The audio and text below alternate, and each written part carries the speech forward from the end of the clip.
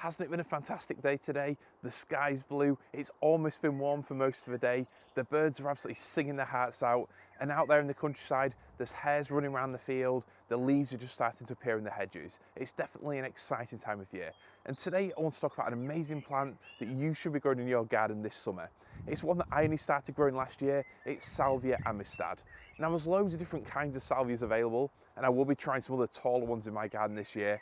But Salvia amistad, I tried it from plug plants last spring, and I bought some more to go in the garden this spring. Yes, I could have taken cuttings and grown them that way, but my plans have sort of evolved over winter, and I thought this is a plant that gave me so much whilst requiring so little. So it's about time I put some more in the garden. So yes, I'm definitely late to the salvia party, but now that I'm here, I'm certainly enjoying it, and you should definitely come along too. So let's look at Salvia amistad, 5 reasons why I think this is a fantastic plant for any kind of UK garden. Despite buying my salvia then as tiny little plug plants last spring, they grew really well and they flowered for months on end. To me, the best thing about salvias is they just don't stop. They pretty much flowered from midsummer all the way through to probably late November when the frost finally cut them back. So you get an incredible amount of flowers for your money. You don't need to worry about deadheading so much, and unlike a lot of the cannas and other plants that grow here, some of those real tropical style flowers, they take a long time to actually get going. They need some real heat to actually start pushing the growth up, and when they do flower, you may be able to get 1 or 2 flowers per flower stalk. With salvia, it just kept going and going and going.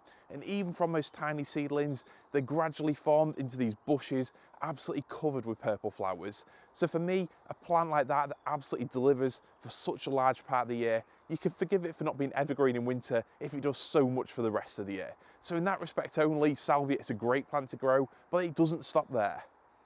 The next great thing about Salvia amistad is just how easy it is to grow. It seems to be a very adaptable plant, and with a lot of these plants, it's not just about the results, it's not just what they give you, but it's how much they take to actually get those results. Some plants need a lot of TLC, they need just the right spot, a huge amount of sunlight just to actually perform, but the Salvia seems to do really well here throughout the garden. I don't know if you know the layout we've got here, but it's basically a long, narrow garden. Check out one of my recent garden tour videos to get an idea of how it's set out. But basically, in this middle part of the garden where I am now, you've obviously got the sun hitting the back of that bamboo there. It looks fantastic. But hanging over me, there's a large mature cherry tree. There's a few large trees. So out the garden, it is quite shaded. And I wasn't sure how Salvia amistad would do in these spots. But honestly, it did really well. It sized up nicely, and it was still covered in flowers, even in partial shade. And then again, in full sun, some of the other spots around the garden, it did even better. So this is a plant, it doesn't matter if you've not got a perfect garden with complete sun all day long in summer, this is a plant that'll do really well in a wide range of different spaces. So here in the garden, I've grown cannas and gingers for years, and I wasn't sure if salvia was going to be one of those tricky plants, something that required digging up, bringing inside the polytunnel over winter, or extra TLC. But no, I got loads of comments on my videos last year saying we grow it outside and it does just fine, and that's exactly what it's done here. I can see already that the plant has survived. So it's a plant in our modern mild winters, you don't need to worry so much in most gardens, most shelter spots about actually bringing them in. So again, if you can create a garden that's full of colour all summer and not need to do anything over winter, that is a win-win for me. Not only is it great for you that salvia flowers for months on end, it's also fantastic for the pollinators, especially the bees. And one thing I noticed while I was filming these videos and my summer evenings last year was I could always hear a humming in the background. And most of the time it was the bees on the salvia. They absolutely loved it. So I think in this time of changing climate, of unseasonal events happening, when wildlife's waking up at different times to what it's used to, I think it's great to have plants that flower for either a long season or at different times of the year to what the native plants do. So whilst, yes, I've got an exotic jungle style garden here, on face value, you might think a lot of these plants don't have a huge amount to offer wildlife. But the reality is, it's the flowering plants like eucalyptus even, the euphorbias, that really bring nectar at different times of the year. And then on top of those, if you combine that with the Salvia amistad, you've got something that flowers and provides a resource for half the year. That's absolutely fantastic. So it's these flowers that can really fit in with whatever style garden you've got, but also give a lot to nature as well. And I think really that's what it's about. I think the time of having gardens just to look pretty, that's gone now. It doesn't have to be that way. A garden isn't just a sanctuary for you, it can be the same for wildlife, whether that's pollinators, birds, anything. I will be doing some more videos on this topic later in the spring, but for now, let's just say Salvia amistad, if you want to bring more pollinators into your garden, it's a cracking choice. But I know what you're thinking, there's loads of flowers that do the thing for months on end. There's a lot of really easy plants to grow in UK gardens, and there's so many great choices for pollinators. Why would you want to go this salvia specifically? Well, for me, probably the top reason is just how beautiful it looks. Yes, you can have a garden that's great for wildlife, but it doesn't mean that it has to be expensive visual beauty. To me, Salvia amistad, it certainly deserves its place in any style of garden. It will go fantastically in a more rural cottage garden. It will look great in a modern style garden. Just planted en masse, it will look fantastic. Here in the exotic garden, I've got all kinds of palms, ferns, bamboos, and it works so well with them. I use it as a kind of filler plant, which might sound a bit unfair, but to me, it's the repetition of these colours throughout your garden that really ties the whole thing together. And that purple is a fantastic deep colour. One of the garden tips that I mentioned, if you're trying to create a tropical style garden, is really focusing on these rich, deep colours, and Salvia amistad absolutely has that.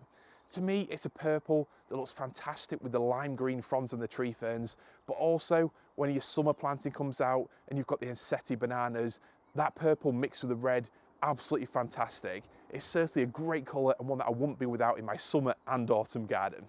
So you've got an incredibly beautiful plant. It's going to look fantastic on those long, warm summer evenings when the sun's just dancing through the garden like it is now. I can't wait for those. But it's also going to look great in autumn. Those cool, misty mornings when the wind slowly blows the flowers around, it's still shining bright in the garden then. It does all that with very little effort, and it's also great for the pollinators too. But the final reason why you should be growing this in your garden, it's really cheap and affordable. Yes, you can wait until early summer, buy them in pots in full growth, and that way you don't have to worry about frost or having to keep them inside. But the way of saving money is to buy them now, and to buy them as plugs. This is the way that I bought them last year, and because I didn't take a load of cuttings, it's the way I bought them again this year. I'll have so many plants in the garden, and I'm really excited to see what it looks like. And when you buy them like this, they'll work out less than £2 a plant, even if you're buying just 1 or 2 packs on eBay. So that's incredible value, and it's a great excuse to have loads of different plants in your garden. Like I mentioned in my garden design videos, if you can repeat a plant through your garden, it really helps tie it together. It gives it that professionally designed kind of look. It's a nice little hack in that respect. So this is a great way of buying salvias, and what I'll do, I'll probably do a full video on this, but basically you pot these up pretty quickly. I put them into a 9cm pot, something like that. As you can probably tell, I've watered them because it's now dripping down my arm. You don't want them to dry out while they're in these small cells. So I'll pot them up and then I'll keep them somewhere bright, like a windowsill inside in the kitchen. Alice is very understanding when it comes to these things, hopefully. I'll pot them up, keep them inside, keep them bright, frost-free, well watered, and they'll size up nicely. And then when it's time to harden them off, get them used to the outdoor conditions, I'll bring them out into the polytunnel for a week or two, and then put them somewhere sheltered in the garden. And then finally, after the frosts are finished, we've got no risk of frost anymore. They'll be planted out, they'll take off, and they'll begin to really do their thing. So honestly, at less than £2 a plant, you can't go wrong with these. So whether you've got an exotic foliage garden or a garden that just needs another burst of colour, Salvia amistad is honestly one of my top choices for it. Yes, I've only just started growing it, but I see this as a plant that I'll be growing here in my garden year after year, and you definitely should too. So thanks for watching this video. I'll see you in the next one.